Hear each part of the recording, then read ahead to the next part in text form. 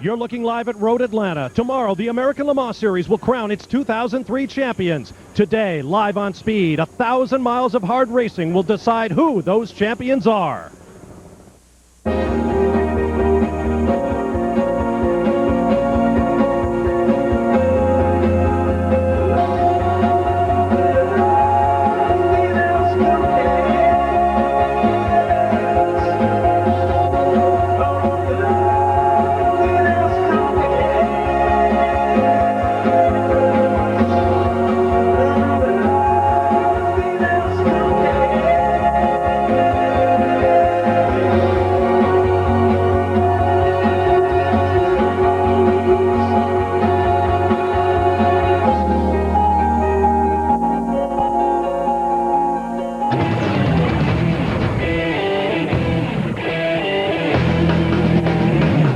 On a beautiful, sunny and warm October afternoon, Road Atlanta, home track for the American Le Mans Series, will be the stage for the final round of the 2003 season.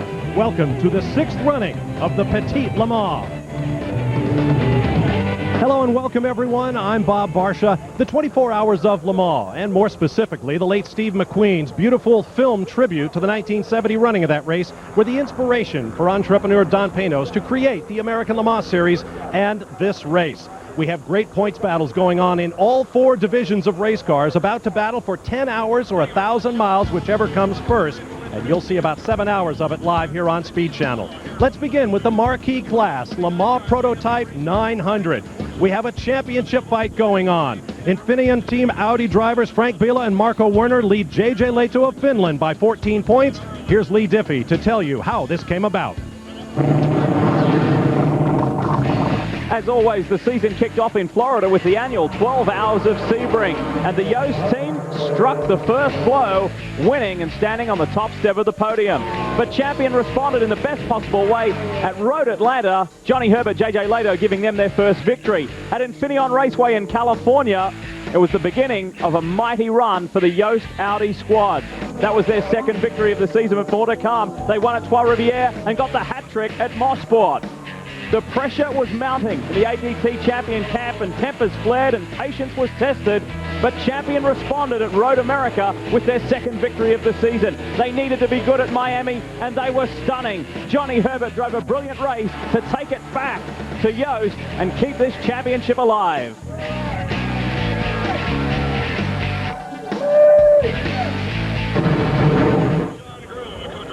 Covering all the action in that great title fight in the Le Mans Prototype 900 division from the pit lane will be Calvin Fish.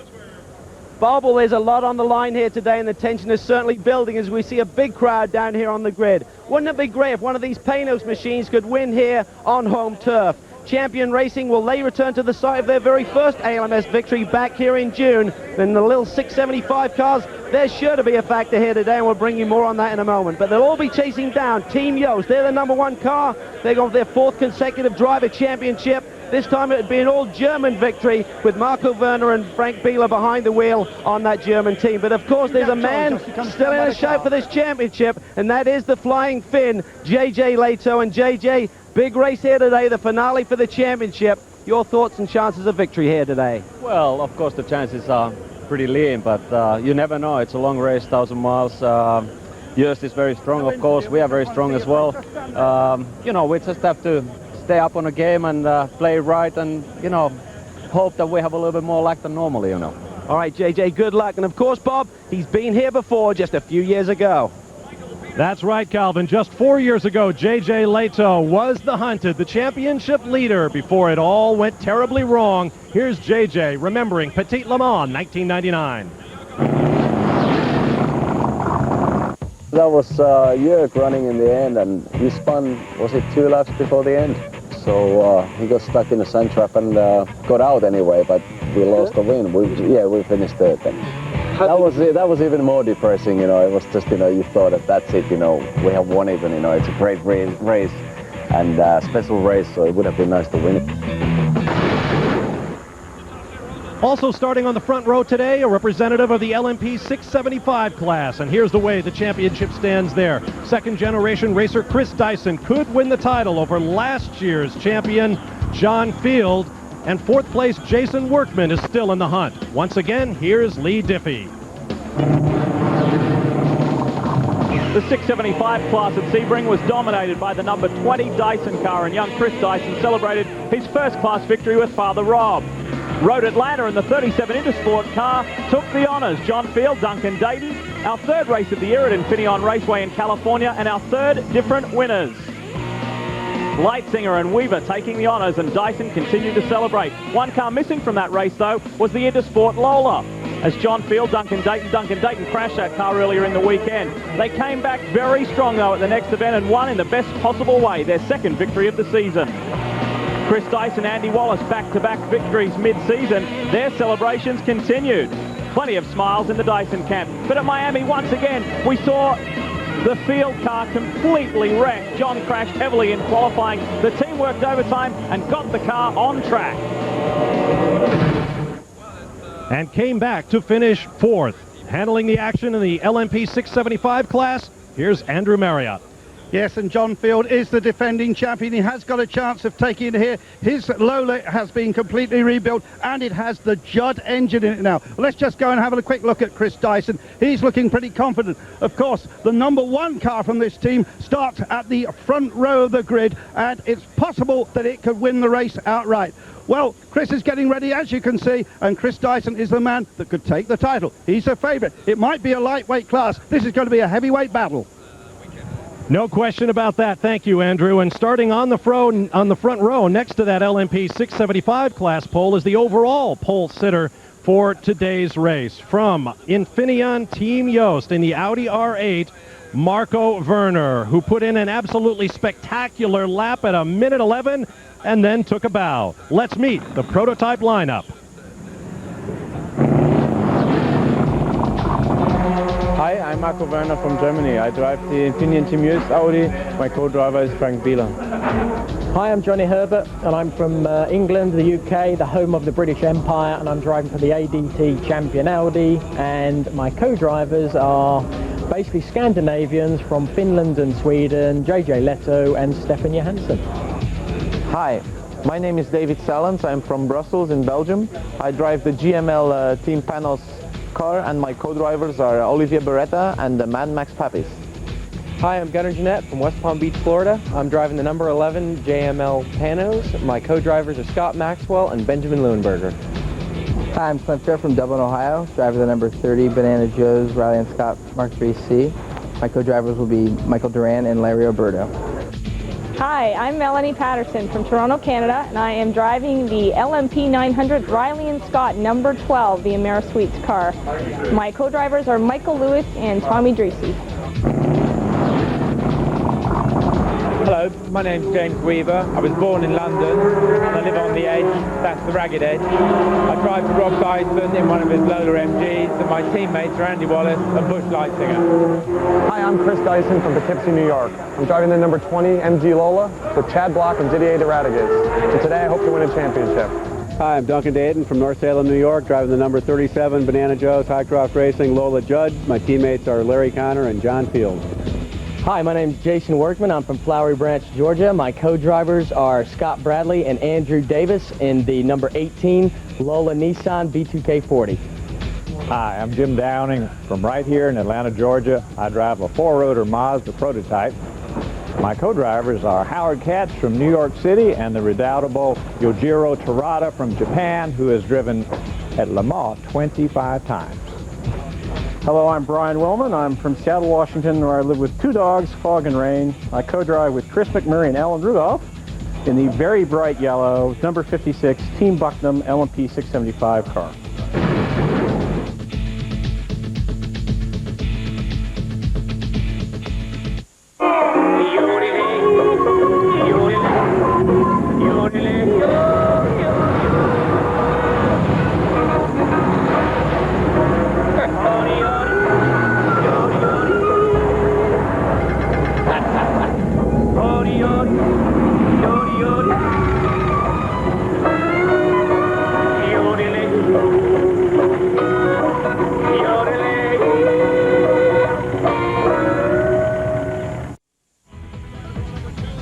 Speed Channel's live coverage of the Petit LeMans is being brought to you by Subaru, driven by what's inside. Welcome back to a perfect day here at Road Atlanta as pre-race festivities begin to reach their climax in anticipation of the command to start engines. Let's turn our attention to the third of the four classes in competition today, GTS, the production-based category where Ron Fellows and Johnny O'Connell and their Corvette have already clinched the driver's title, but Chevy is locked in a battle with Ferrari for the all-important manufacturer's honors. Once again, here's Lee Diffie to recap the season in class. Corvette sent the message immediately to Ferrari at the beginning of the season, with Johnny O'Connell, Ron Fellows and Frank Freon winning the 12 Hours of Sebring. The Corvette freight train was gaining momentum. This time, though, it was the number 4, Kelly Collins and Ollie Gavin winning in Road Atlanta. You want more yellow, more Corvette? We can give it to you. Third round of the season at Infineon, Johnny O and Ron winning again. Pressure was mounting in the Ferrari camp as Corvette celebrated. The boys in red were making mistakes left, right and center. More time to celebrate. Another victory. Victory number 2 for Ollie Gavin and Kelly Collins, and a hometown win for Ron Fellows, one to savor. Ferrari needed to respond, and they did. Finally at Road America, thrilling drive by Jan Magnussen and David Brabham to grab their first victory of the season. It was the beginning of something special. They went to win 2 at Laguna, and they got their third straight in Miami. 5 wins for Corvette, 3 for Ferrari. Today they will decide it, and covering it in the pit lane is Brian Till. Well, Bob, you guys have talked about it. Through the first 5 races, it was a Chevrolet juggernaut. But lately, it's all been about this car, the bright red number 80 prancing horse Ferrari of ProDrive, driven by David Brabham, Jan Magnussen, and Anthony Davidson this weekend. They've won 3 straight. Brabham behind the wheel in 3 of those, and that has moved him to within reach of second place in the Drivers' Championship, a place where he would like to finish the season. But it's more than just personal gains and driver championships. It's about manufacturing championships, which is why ProDrive has brought a third Ferrari 550 Maranello, and along with the very strong Ferrari entry of Team Raffinelli, Corvette does have its work cut out for them. But it is all about manufacturers championships, and we'll see if we can find Doug Feehan, who is the manager of the Corvette program here. Doug, we've talked about drivers' championships and personal gains, but for you guys, it's about the factory. Manufacturers' Championship is the reason we show up. It is the single most important accomplishment that we can take care of today. That is what's important to us right now. Well, the drivers care about the Drivers' Championship, but it's the manufacturer that writes their paycheck. If you can hand them the trophy at the end of the year, it's called career stability. No question about that, Brian. And now let's meet the lineup in the GTS category, and who better to bring us that but the drivers themselves. Hi, I'm Jan Magnussen. I drive the ProDrive Ferrari number 80, and my co-drivers are David Brabham and Anthony Davidson. Hi, I'm Imo Schiattarella. I'm coming from Maranello, the Ferrari factory town, and I'm racing with the Ferrari 550, the car number 0, the Olive Garden car, and my teammate will be Emanuele Naspetti and Joel Camatias. Hi, I'm Thomas Senge from Czech Republic. I'm driving the Ferrari 550 Maranello, and my co-drivers are Peter Cox and Alain Manu. Hi, I'm Oliver Gavin from Yardley Hastings, England. I drive the CompuWare Corvette. My co-drivers are Kelly Collins and Andy Pilgrim. Hi, I'm Jan Lamberts. I'm from the Netherlands. I'll be driving the ProDrive Ferrari, the 550 Maranello, and my co-drivers are Jerome Policant and Frederick Dorr. Hi, I'm Ron Fellows from Toronto, Ontario, Canada. I drive the number 3 CompuWare Corvette, and my co-drivers are Frank Freon from France and Johnny O'Connell from sunny, flowery Branch, Georgia. Hi, I'm Jean-Philippe Belloc from France. I drive the Chrysler Viper number 71, Team Casco America, and my co-drivers are Tom Waycott and Eric Carroll. With a flyover, the climax of the pre-race festivities, courtesy of the South Carolina Air National Guard. Let's get the command from retiring president of Porsche Motorsport North America, Mr. Alwyn Springer. Drivers, start your engines. And with that, the field of 36 comes to life. V6, V8, straight 6, V10s and V12s. The unique formula of the American Le Mans Series, the 2003 season about to climax with the 6th running of the Petit LeMans. Now let's move to the men who will call the action throughout the next 10 hours. Lee Diffie, Bill Adam, and David Hobbs. Thanks very much, Bob. Well, when you look at each sports car season, there's 3 distinct tests. Sebring, the 12-hour event, shows who did their homework during the winter. The 24 Hours of Le Mans, well, that's the ultimate test. But here, the Petit LeMans at Road Atlanta, Bill, it really shows who did their homework throughout the year, who can finish strong, and who can clinch the championship. It has been incredibly competitive. It's coming right down here, and the two teams in contention, Champion and Yost, have dramatically different strategies. For Champion, they have to go flat out. They must win to be champions. For Yost, they mustn't lose. That's the key. They have to play a defensive role. This is their 9th inning. 5 outers. That's it. They've got it. But they can't make the mistake that Mueller made with BMW a few years ago. David, you've seen plenty of these final races of the season, championship deciding rounds, but sometimes you don't always control your destiny, do you? Well, exactly, because it'd be all right if you're just racing amongst guys in your own class, but we've already saw 4 classes. There's nearly 37 miles an hour, separates pole to the back. That means the pole guy is going to be lapping people within 2 laps. This is a high-speed course, 127 mile an hour pole speed, so it's very high speed, and it goes into the night. I mean, you've got to be very, very careful to try and win this race or even finish this race. The slow guys have got to keep their eyes glued to the mirror. The fast guys have got to concentrate like heck to weave their way through these guys in these fast corners. So it's very, very difficult to win your class. For drivers and spectators alike, this is a fabulous circuit. Bill, talk us around the finer points. Well, it's a really dramatic circuit to finish this season on. Couldn't actually be any better. You can see it winds its way through the countryside here in Georgia. And the S's, ultra-high-speed section of track, but not an area where you want to try making any passes. It is very dangerous, very risky. Down at turn 7, critical to get a launch onto this long back straight, and up through turn 10, that is the finest spot to do your passing on. Very heavy braking from 190 miles an hour all the way down to above 40. The rest of the track challenging. There's good spots to rest, but you don't want to rest too much. One of the feature points of our presentation throughout the year is the ability to tune in and chat with some of the drivers. Bill, who are we talking to today? Well, we're going to be at car number 42. Right now it's being driven by Randy Popes. And first we're going to start and try and see if we can talk with car number 63. That'll be fellows that we've chatted to before. Right now, Terry Borcheller is in the car. Let's see if we can reach him. Terry Borcheller, Bill Adam, can you hear me?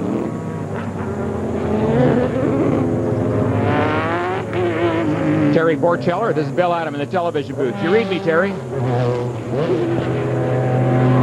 Okay. Well, let's see now if we can catch car number 42. Got a little problem right there. Randy Popes, this is Bill in the TV booth. Can you hear me, Randy? Well, the wonders of... well, he may actually have heard us. Randy, this is Bill Adam in the TV booth. Can you hear me right now? Yeah, Bill just made 2 tries at you. Let me see if we can figure this out. Okay, you can hear we're listening to his crew chief right now. So the team can obviously hear me talking to him. What do they say, David? Timing's everything in television. You see there, 42 just giving us a little wave right there. That is Randy. Apparently he can hear us, but he has some sort of a problem with his radio. Yeah, there he is. So Randy, I understand. We see you waving right now. We understand that you can hear us, but we cannot hear you currently, so we'll work on that. We will get back to that. Let's take a look at some of our onboards today. Beautiful day here in Georgia, as Bob mentioned at the top of the show. Absolute cloudless sky above, and a wonderful day for this classic event. And this is one of the most popular camera points that the fans tell us, that even on the TV crew, everyone loves this shot on board the ADT champion Audi. JJ Lado on board. This is that last corner, very high speed downhill corner, incredibly fast out onto that pit straight. Yeah, I can't wait for the start today. We were just commenting before the start of the race. The heavy hitters are up to bat right away. We've got Mark Werner, who, it was pointed out, he had an absolutely stunning lap in qualifying yesterday. It looked like he was literally right on that knife edge of throwing everything away a number of times on his lap. And he took a well-deserved bow at the end of the lap. It was spectacular. Key thing here with Werner, I think, is at the beginning of the year at Sebring, we were all saying, hang on a second. Who is he? Who is he? We have seen him glimpses before at Daytona and whatever, but why does this guy come in and displace Emanuele Pirro? Now at the other end of the season, he has done everything to justify his position and impressed everyone in the American Le Mans Series. Yeah, Sasha Maassen actually brought out a good point yesterday. He said it was only a few years ago that he was being touted as one of the F1 guys, and the fact that he didn't get a Formula One ride doesn't necessarily mean he didn't have the talent. Well, he won the German Formula 3 Championship just 2 years after Michael Schumacher won it. He won the very prestigious Monte Carlo Formula 3 race. So Werner, one of these guys who really could have gone into Formula 1. On board the 43 Orbit Porsche with Peter Barron. Unfortunately, one of the other favourite drivers in the series, Mark Lieb, is racing in the FIA NGT Championship this weekend in Monza. And we've got another hot shoe in Mike Rockenfeller. So he is joining. We go to the 23, Sasha Maassen, the most successful driver in the American Le Mans Series, and another driver's crown already decided. So no pressure on him today. He and Lucas Luhr are sheerly going for another win. Amazing guys. And yet both he and Lucas have had health problems this weekend. They both come over here, and when we saw Lucas yesterday, he had his jacket done up around his neck. He was shivering. He was freezing cold, even though it was a fairly comfortable day here. And Sasha is just barely getting over this himself. So I think at this point it takes a lot of the adrenaline just to get your health back into gear. As always, we've got an onboard on the 3 Corvette, Ron Fellows, who once again is driving a little wounded. He is still injured with that shoulder problem. So Ron will battle on, and he'll do this opening stint here at Road Atlanta. And we wish him well. And we join the 0 Olive Garden Ferrari. Final drive for these guys under the Olive Garden banner, and Emanuele Naspetti will kick them off today. You hear the whine of the V12 there, and of course the straight cut gears. Calvin. Well, of course, Lee, the big question was what approach and strategy would Team Yost have here? All they really need to do is to finish in a point-scoring position. The team have told me this weekend they're going to go for victory. The one thing they were concerned with, even though it's an Audi, was durability. They've looked very close at the lifing of the parts on the car, and a new gearbox went on that machine yesterday. Down in the Dyson pit, they're very confident. They have a brand new starternator on the car. You know, this has been the Achilles heel of this motor car. So Chris Dyson is very confident he can take that championship, and he thinks that James Weaver could split those Audis or even beat them.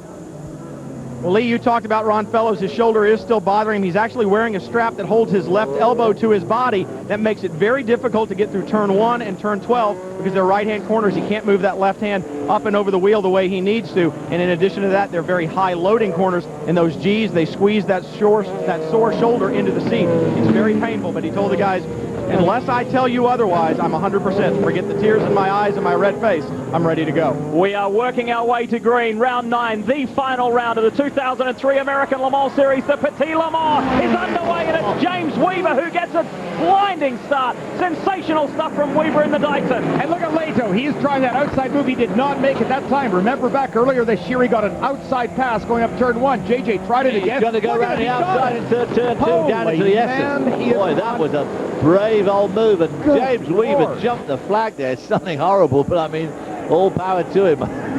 He's about 100 yards in front when the flag drops. Remember, for JJ Leto, Stefan Johansson and Johnny Herbert, first is the only position that will count today. Nothing less will suffice, and JJ already begins the hunt on James Weaver. JJ is just furious. Yep, a little bit of smoke coming off the back of the panos there. I think that was just a lock-up, perhaps. Tires not the temperature.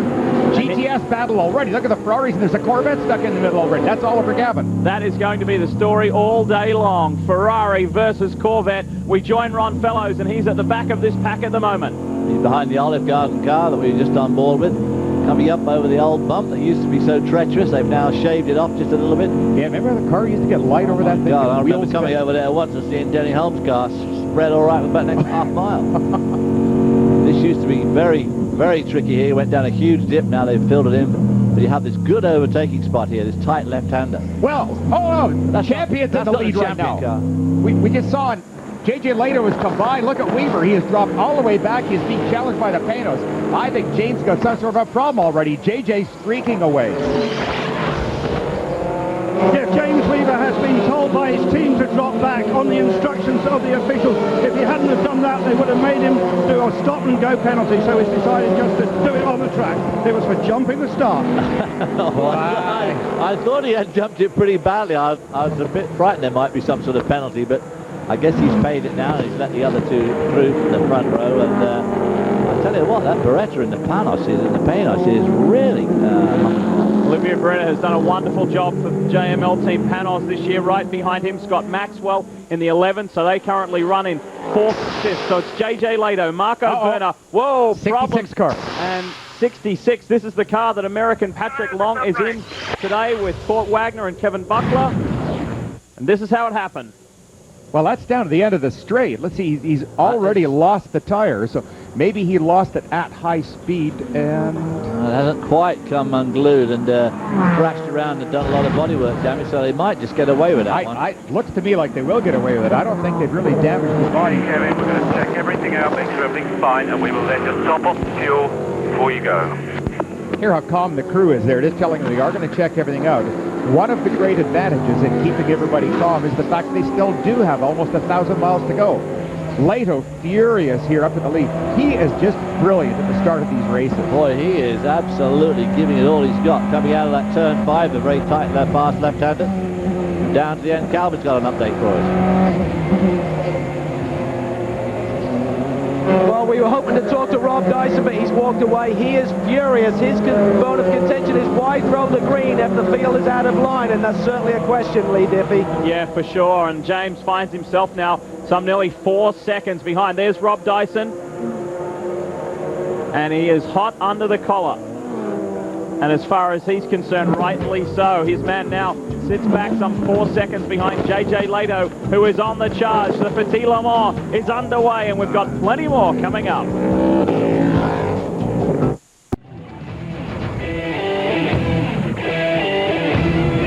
Welcome back to Road Atlanta, and race leader JJ Lato has already set a lap time faster than what he qualified at yesterday. The Finn is flying in the ADT Champion Audi. He is in front, and that's exactly where they need to be all day long, right through the end of this 1,000-mile event. And we just saw there the problem these guys are going to have to face all day and well into the night. He is lapping well into the field already, and he's only on lap 4. They passed their first back mark at the end of lap 1. Well, just going into lap 2. So these guys are going to have nothing but traffic. There you see it all spread out in front of him. Some of these guys are going quite fast. They're going very fast in their own car. Getting back to that start situation with the jump start for James Weaver. And there is James. He's in the pit lane. We were about to show you a replay. We'll get back to that later, but this is live pictures right now. James Weaver bringing the Dyson Lola MG into pit lane. No smoke off the car, no signs of contact. This is not some sort of a stop-and-go penalty as well, is it? Cal? Well, Weaver is in. We think there's some kind of electrical problem on this machine. I had a quick chat with Chris Dyson. He said he's lost voltage, and they're diving into the cockpit. They're going to change some components, but this is really critical. They're looking for an outright victory here today, and they can't afford to give anything up to those Audis. Overcharging, mate.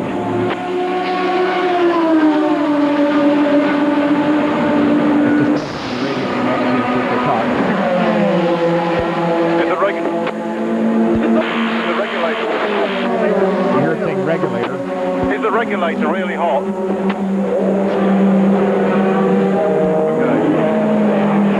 I don't know what the date says. It keeps crashing the lap time, and it keeps...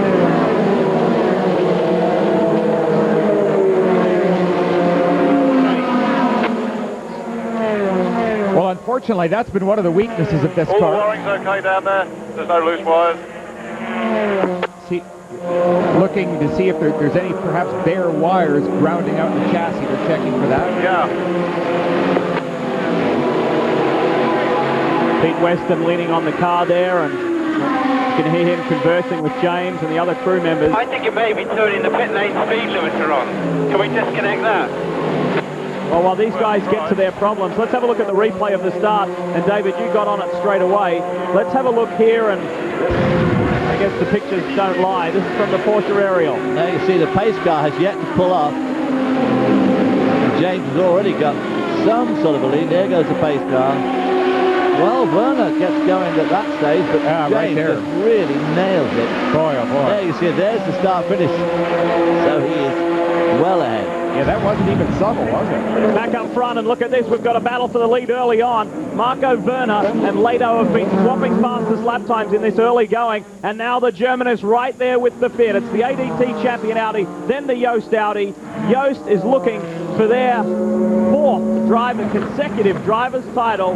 Werner and Wheeler, the new pairing at the beginning of this year, and what a pairing they've been. Yeah, and I think part of the reason that Werner has caught up, not only is he a brilliant driver, but you can see from the lap times, they're running 1:16s and 1:17s, where only a few laps ago they were down into the 12s. So this is obviously what you talked about, David, the fact running across traffic so early in the race and getting blocked. And of course you've got to be so careful, and then when you're JJ Leto and you see Marco Werner that close behind you and you see a gap that's closing in front of you with a GT car, I mean, what are you going to do? You're going to go over the gap and hope the GT guy's looking at you and watching. Werner's qualifying lap yesterday, that electrified all of us. It was frightening to watch. Well, the conditions were so bad. I mean, typical. We had beautiful weather all day Friday, then yesterday was nice in the morning. Then, of course, they had rain when it came up to qualifying here. We've got a bunch of traffic that's racing right in front of them. Quickly updating you on the other classes as these guys slice through traffic. There you see the GT leader, and that's Timo Bernard. Now, is this something we're going to see play out today? Masson and Lua perhaps play rear gunner for those guys because they need a victory to consolidate that second spot in the championship. You know what? I doubt it. I've got a feeling that still ego is on the line because they want to win this thing, and that's what's keeping them going. Brian. The 08 Ferrari comes in. It's Jan Lammers at the wheel. He brings it in. The report is they have a puncture. Now, interestingly enough, they had a puncture the other day in one of the other cars in turn 12 and had a big shunt. So they're very, very careful about this. There have been all kinds of races on this track this weekend, and a little bit of debris can cause one of those punctures. As you guys have alluded to, a very high-speed racetrack. You want to make sure you take care of every precaution that there is, and that's exactly what they're doing. They're coming in, taking care of this. We did not see a tire actually down, but as it begins to go down, these guys know it. They bring it in. They got to be safe. It is, after all, 1,000 miles around this racetrack. And Jan Lammers some sort of problem on those cars because yesterday I was watching it go through turn 1 and it was trailing a big trail of smoke out the left side where they obviously got some sort of bodywork rubbing on the tire. They're sending James Weaver. Hopefully they have rectified that issue, and while we did see the first of the 3 pro drivers. So they've disconnected the Trouble is, when it's disconnected like that, it's crashed the dashboard. I've got wheel speed and rev. I've got water and oil temperature. So you guys will have to ring up on the telemetry if I lose oil pressure or anything. Oh man, pull off. Pull it behind the pit wall. Pull it off, Pull it behind the pit wall. Pull it behind the pit wall. James doesn't know what's happening. Too late, too. He didn't get it behind. It still won't go, chaps. It's got about... It's clouds of smoke behind you, James. Switch off. The pit. Well, you hear the words of death telling him to switch off. What happened here? Man, oh man. How frustrating. It's blown up, mate. Do you want me to try and get back to the pit, or do you want me to park it? Is the engine still running? Tell me what it says on the telemetry. Do you want me to try and get back to the pit, or shall I park it?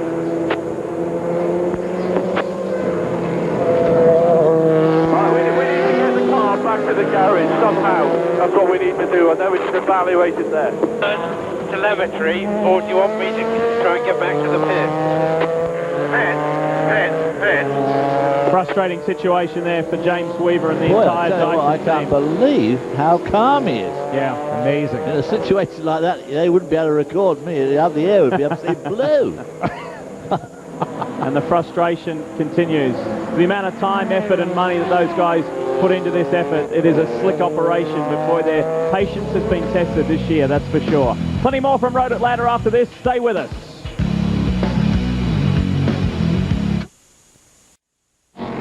Welcome back live to Road Atlanta and the final event of the 2003 American Le Mans Series, the Petit LeMans. We are under caution for the first time today after James Weaver exploded an engine in his LMP 675 class Lola. After suffering problems, what appeared to be electrical problems quickly became very terminal for that effort. And you have to wonder what his teammate, Chris Dyson, is thinking. He's in an identical sister car running for the championship, and his front-running teammates have now suffered a terminal mechanical problem. That sort of thing will happen in an event of 1,000 miles like today's race. Just go back a couple of years ago, it cost Ron Fellows a GTS title when his Corvette quit in the early laps. That sort of thing can and will happen today. We'll take a look at the top three. We call them our podium boards, the top three in each class, LMP 900, LMP 675, and then the production-based categories of GTS and GT. Lots of points, lots of championship positions still at stake. We'll be back with more from the 6th annual Petit LeMans at Road Atlanta in just a moment.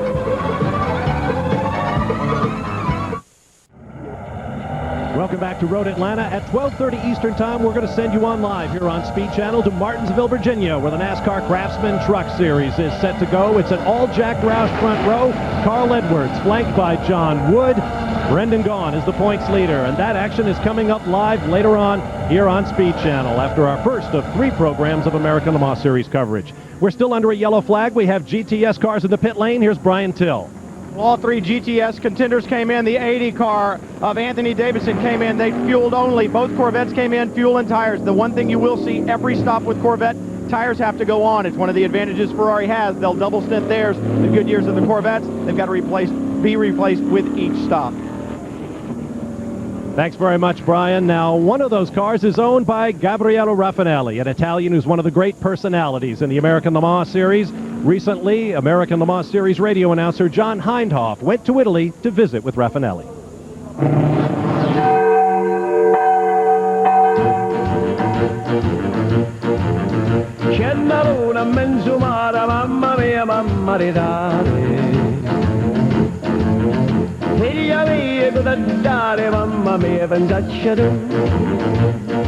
We are in the heart of Tuscany, in the wine country, and the olive groves as well.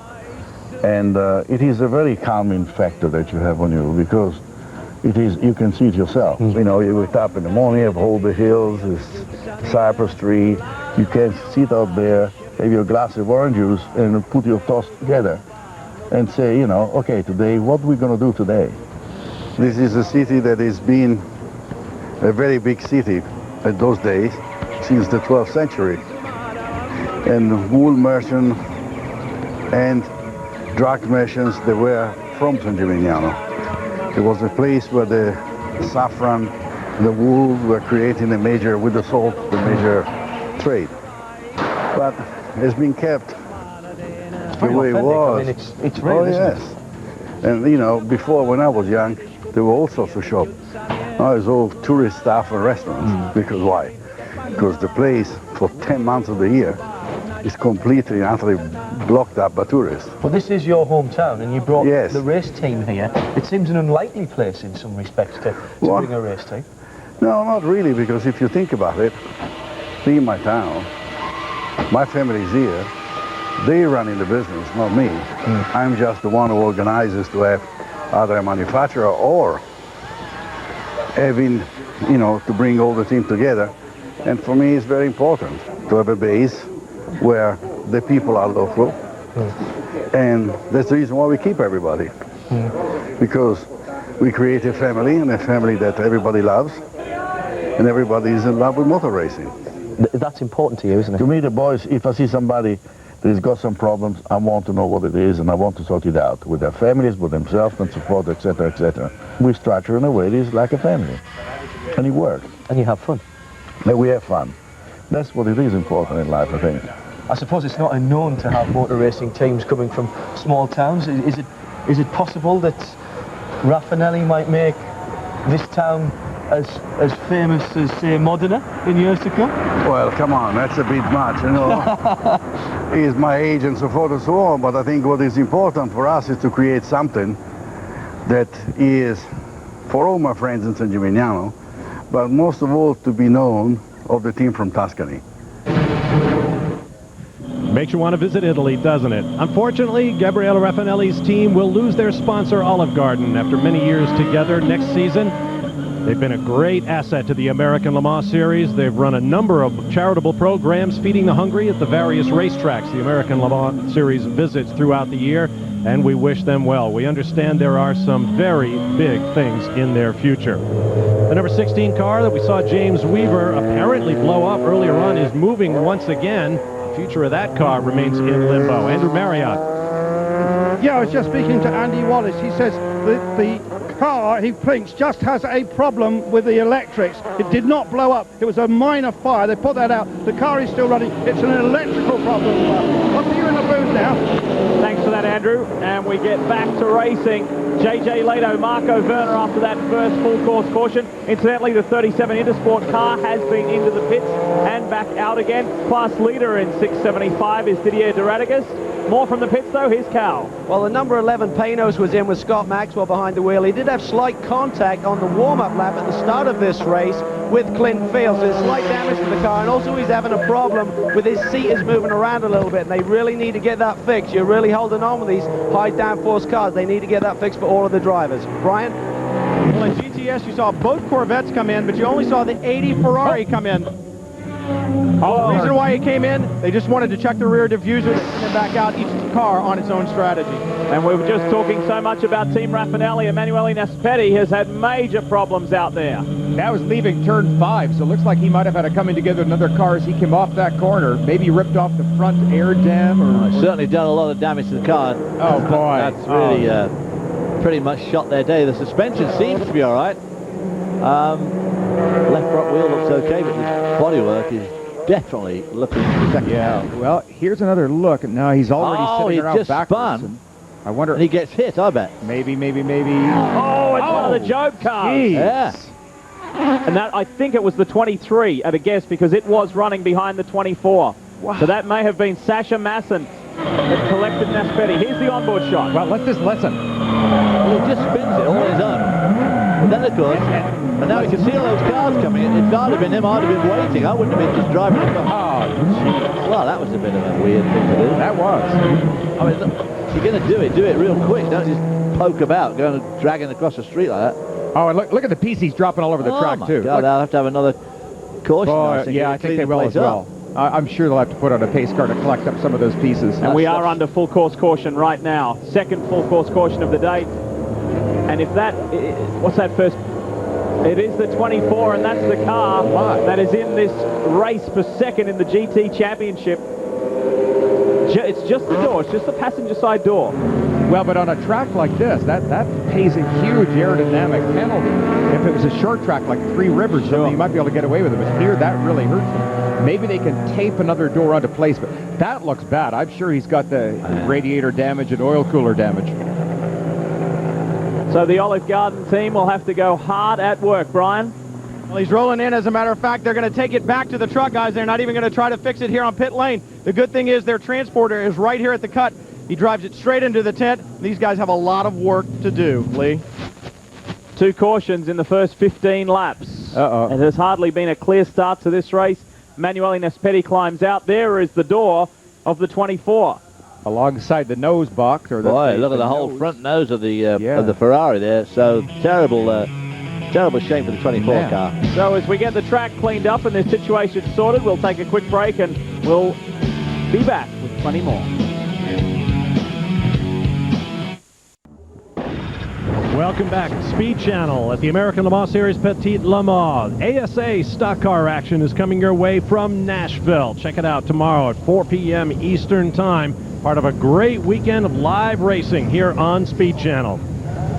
Here at Road Atlanta, we are under the yellow flag once again, and that's because one of the Ferraris that figured to play so strongly in the battle for the GTS Manufacturers Championship has suffered heavy damage. Italian Emanuele Naspetti crashed on course. Remember, 4 Ferraris against 2 Corvettes for the manufacturer's title. Let's get more with Brian Till. That's right, Bob. One of the proud prancing horses obviously has come up here lame, and Emanuele Naspetti, I know, disappointment for you so early in this event. What happened? At the restart, I had a spin in one slow corner, and the problem is that I stopped right in the middle of the line, and all the cars were coming, and one of the Porsche couldn't avoid me. Very disappointing for these guys. One of the best qualifying jobs they had done all year long. They really had high hopes, and once again, the Manufacturers Championship certainly goes towards the favor of Corvette now that one of the prancing horses is out. Lee? I'm not quite sure if I'd like to get your opinion, David or Phil, on Nesvetti's view of that situation. Yeah. Look from our point that he drove into the Porsche. Well, when you spin like that, I mean, the fact is you have to wait for the rest of the field to go by us. One of the penalties is spinning. Or if you're going to rejoin, you need to rejoin like going on an on-ramp onto a freeway. You need to be picking up speed. He was trying to go at right angles right across the track and drove right into the side of the 24 car. And I think it did a lot more damage than just the door, don't you, Bill? I do too, yeah. I could see some damage down into the right quarter. And I also worry about sometimes there's cooling lines run along the bottom of the car. So if one of those got pinched, that'll hurt him. Well, gentlemen, keep in mind that affects the point standings in 2 championships, not only GTS, where Ferrari must sweep the podium to beat Corvette. They did that 3 weeks ago in Miami. They must do it today if they're to sweep that manufacturer's title from Corvette. On the other hand, the 24 Porsche involved, that team has rookie Romain Dumas along with Timo Bernard and Jörg Bergmeister. Those 2 season-long Alex Job drivers, Bergmeister and Bernard, are trying to hold on to second in the Drivers' Championship. And this is not going to help. To Martin Haven. 24 car is here, no door on it, no door mountings. They're not worried about replacing a door. It's on the right-hand side of the car, the passenger side. It's not a requirement. What they are worried is the underfloor is coming loose. They're going to try and tape that on so they still have a decent handling, if somewhat odd-looking car. All right, thanks very much. The action continues. You'd think on a 2.5-mile racetrack with 36 cars out there, traffic might not be a problem, but as David Hobbs mentioned earlier, the leaders started lapping the tail enders 4 laps into the race. Have you got some questions or some thoughts on the American Le Mans Series or the Petit LeMans? Go to speedtv.com. Click on the link and email us here at the racetrack. We'll talk it over.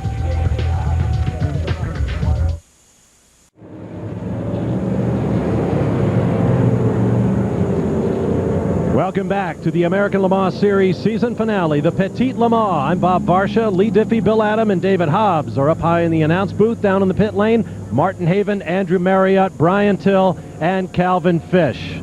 Now the 24 car got back out of the pits to stay on the lead lap. They are back in now. And let's go back and listen in on their pit stop. No shortage of opinions here about what to do. Safety car at 9. Out the door. Go. Get over here. Put this on it. Put this on it. Okay. Take the door out. Take the door out.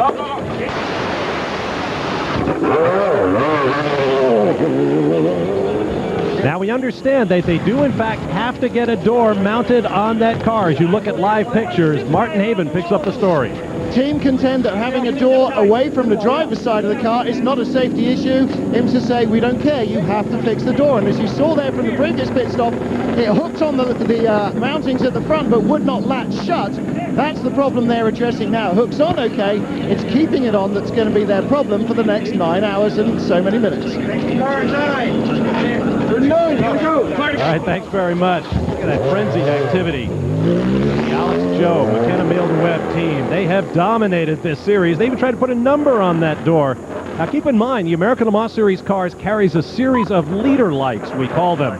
3 lights on the cars. If you're the leader in your class, and the classes are coded by color, you wear either 1, 2, or 3 lights illuminated as the sun begins to go down here at Road Atlanta to inform a crowd that may reach 80,000 for this weekend just what position in class you hold. Let's take a look at the GT points and see why all of this activity in the Alex Joe pits are important. Lucas Luhr and Sasha Maassen are the drivers' champions for the 2nd straight year, but their teammates, Timo Bernard and Jörg Bergmeister, want to hold on to 2nd place. 2nd through 10 in the championship at stake today. Back to Lee, Bill, and David. Back to racing here at Road Atlanta. You ride with JJ Lehto, the race leader, and the battle resumes at the front of this field. Lehto versus Marco Werner, ADT champion Audi versus Infineon Yost Audi. And remember, there still is a championship at stake here. GT and GTS drivers' titles may already be decided, but 900 and 675 is still up for grabs. You know, this view is just, it's so intoxicating that it's very difficult, but pay attention on the bottom of the screen, the Porsche Digital Pilot Telemetry. Look at the speeds as this goes down the back straight. I mean, the acceleration in these cars is just fantastic. I just checked in with the champion team, Bill, and everything is fine. Their balance of the car is good. JJ is very happy, but Brad Kettler said JJ is getting very poor mileage. They estimated under green flag running that it'd only get about 44 minutes, so that's not real good mileage for one of these Audis. Johnny Herbert's a little bit smoother on the gas pedal. I joked with Johnny this morning, maybe it's because his legs are too short, he can't get full throttle. I tell you what, we just saw an incredible demonstration there of the G-force under braking when J.J. Later's head must have dropped about 6 inches when he put the brakes on. I've worried about that all year long, wondering if maybe by habit he just doesn't do it if the seatbelt's too tight, because he does move around a lot. Changing the leader of 675 class, it is now the Intersport Lola Judd. We have to get used to saying that. Change of engine there, and Didier Duratigas in the Dyson car now runs second in class. Yeah, I just spoke to the Intersport team, and they're very happy indeed with the way the car's going. Very happy with that Judd engine, and everything's well down there. I must tell you that the 16 car is behind the wall. They are still working on it, and Chris Dyson says everything's fine with the number 20. And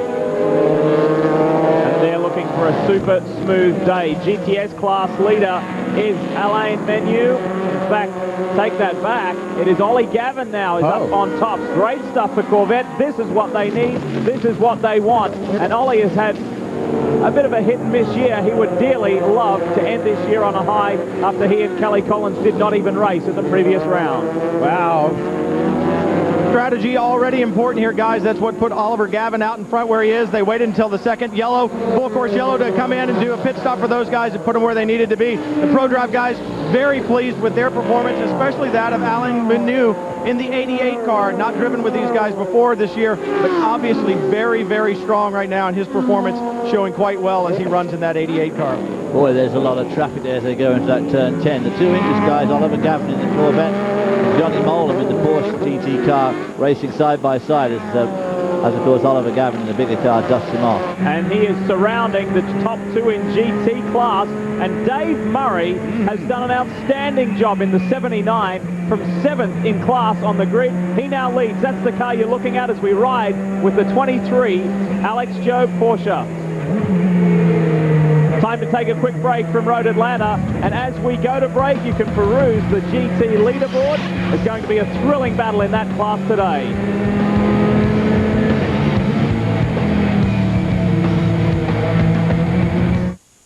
High above Road Atlanta and the 6th Petit LeMans. Veteran speed viewers, you know Speed News is coming up tonight, Saturday at 7. Of course, we'll still be racing here at Road Atlanta. If you want to get highlights of the Petit LeMans, check out the 12 o'clock revamped edition with Rick Benjamin, 12 p.m. Eastern Time.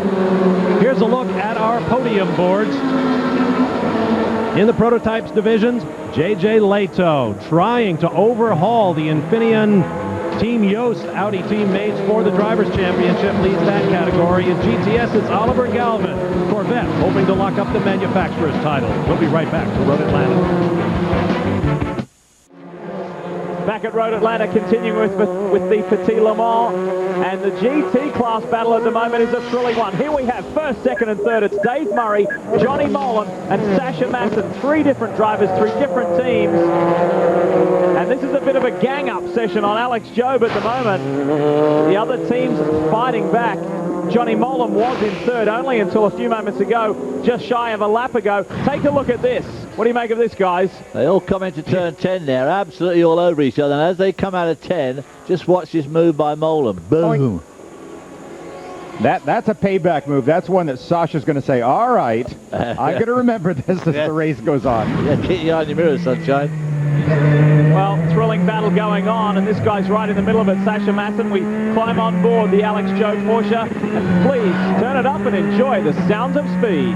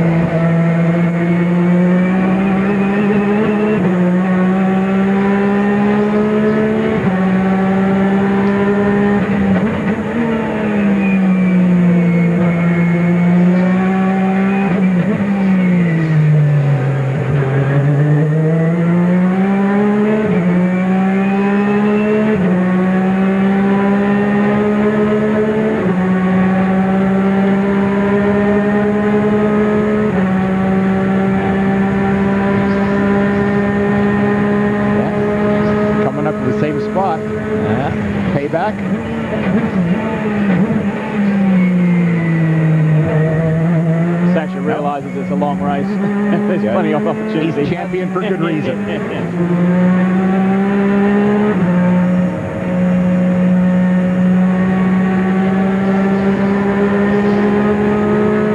Gosh, looks like good fun. I think you and I should try this someday, David. Yeah, it's like good fun. This is always a hairy corner. That going up over the hill there at turn 2 before you come into the S's. And trying to keep the car in tight there. You don't want to let it ride out too far because the pavement just seems to lose all traction. So there's a lap and a half on board with Sasha Masson in the Alex Joe Porsche. And look at him, he's right with Johnny Mullen now. 1, 2 and 3 in GT class. Take a look at this. It doesn't get any closer, and this is at the beginning of a 1,000-mile race. And Masson, does he take second back? Yes, he does. Yeah, God, great outside move. I didn't around the outside there, that's difficult down there. Guys, don't forget when you're talking about payback, these are not rigid cars that you can just hit anything with, particularly the 911 GT3 RS. Right behind that plastic front bumper that looks so decorative and guides the air at the right places are all the cooling systems, all the water and oil radiators are right up there in the nose. You hit something, generally you're the one that comes off worst as you trail oil and water, hopefully back to the pits, but just as often not. While the GT battle rages up front, there's 2 Audis and 2 Panos. It's Lato, Werner, Maxwell doing a good job. Beretta is in third. Plenty more. Stay with us. Monday through Thursday night on Speed Channel at 9 Eastern Time, join Dave Despain and his guests for the most entertaining talk in all of motorsports. Who will Dave's guest be this week? Tune in and see. Monday through Thursday nights at 9 Eastern, only on Speed Channel. Back at the Petit LeMans, I'm Bob Barsha, looking down at the GTS battle going on as they swoop down through the S's, climb the hill. Look at the crowd at Road Atlanta. Ticket sales for the 6th running of Petit LeMans were running about 25% ahead of previous years. And as David Hobbs mentioned earlier, we've had beautiful weather all weekend long, except for Friday afternoon when a light rain fell. I'm sure that has helped the walk-up. Now let's get back to Leah Diffie, David Hobbs and Bill Adams. Ollie Gavin leads David Brabham. This is first and second in the fight for the manufacturer's title and honours in the GTS race here at Petit LeMans. And Brabham has done a wonderful job catching Gavin back up. Then you look further back to the next Ferrari in line. That's Alain Menu and Ron Fellows. And then you've got the 3rd Ferrari involved as well. Terrific battle in GTS.